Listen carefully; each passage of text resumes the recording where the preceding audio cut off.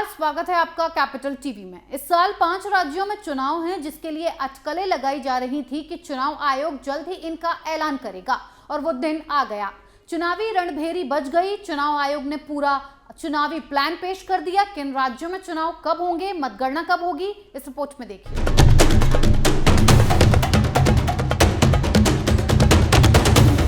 UP, Uttarakhand, Punjab, Goa और मणिपुर में विधानसभा चुनाव की घोषणा की जा चुकी है।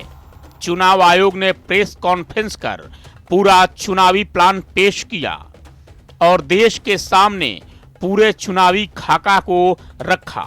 यूपी में 403 विधानसभा सीटें हैं, उत्तराखंड में 70 विधानसभा सीटें हैं, पंजाब में 117 विधानसभा सीटें हैं, गोवा में 40 विधानसभा सीटें हैं, मणिपुर में 60 विधानसभा सीटें हैं।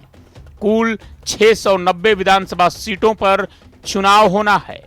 यूपी में 7 चरणों में विधानसभा चुनाव होंगे।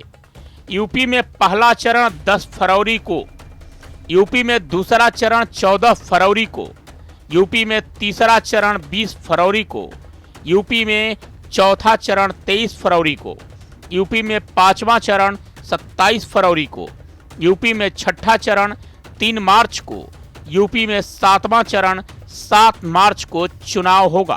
पंजाब, गोवा, उत्तराखंड में सिर्फ एक चरण में 14 फरवरी को मतदान होगा। मणिपुर में 2 चरणों में चुनाव होंगे। 27 फरवरी और 3 मार्च को मणिपुर में मतदान होगा। 10 मार्च को 5 राज्यों के चुनावी नतीजे घोषित किए जाएंगे, यानी मतगणना की जाएगी। कुछ दिनों पहले चुनाव आयोग ने यह साफ कर दिया था कि चुनाव तय समय पर ही होंगे। मतदाता सूची भी जारी हो चुकी है। सभी चुनावी राज्यों में सियासी हलचलें तेज हैं। सबसे ज्यादा चर्चा उत्तर प्रदेश चुनाव की थी। 403 विधानसभा सीट वाले इस प्रदेश में सभी राजनीतिक दलों ने अपनी पूरी ताकत झोंक दी है। राजनीतिक बयानबाजी से नेता एक दूसरे पर निशाना साध रहे हैं। होम मिनिस्ट्री की ओर से यूपी में अर्धसैनिक बलों की 225 कंपनियों की तैनाती को मंजूरी दे दी गई है।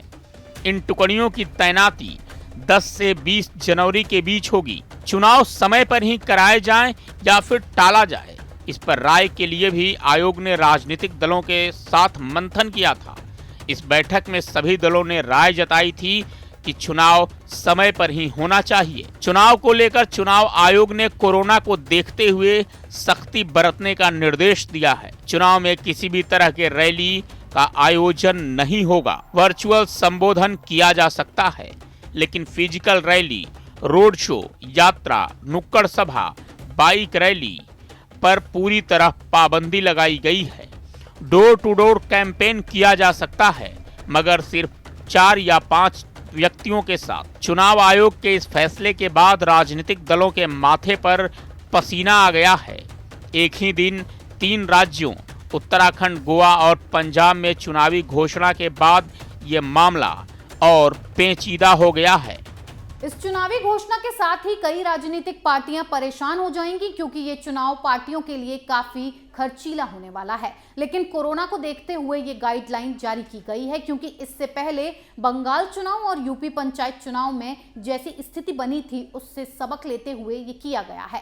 खैर, जो भी हो, चुनावी डंका बज गया है और अब इस रण में तैयार होकर योद्धा उतरने वाले हैं। अब क्या होगा, ये तो 10 मार्च को पता चलेगा। इस खबर में फिलहाल इतना ही। बने रहिए कैपिटल टीवी के साथ। जय हिंद।